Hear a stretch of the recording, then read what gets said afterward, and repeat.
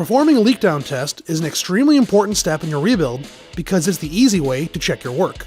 If you have a bad seal or something isn't torqued correctly, this will tell you. Install your expansion plug tightly into the exhaust port. Attach your leak down tester to the carburetor boot and make sure the clamp is tight. Slowly pressurize your engine. You do not want to exceed 10 psi or you risk blowing a seal. You want your gauge to sit at 5 to 6 psi. If the pressure drops less than 1 psi in 5 minutes, you're good to go.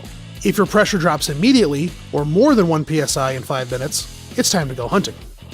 Place a towel over your crankcase to protect from overspray. The right crankcase seal is the last thing to test if you can't find a leak anywhere else. Pressurize your engine and spray the whole engine with soapy water. Spray the tester itself and the exhaust plug just to be safe. If there is any leak, you will easily spot the bubbles. On this engine, the base gasket and exhaust valve stopper bolt are leaking.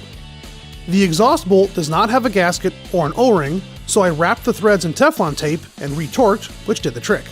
The base gasket and mating surfaces were in good shape, so all I had to do was loosen the bolts and gradually retorque, which evened out the pressure and fixed the leak.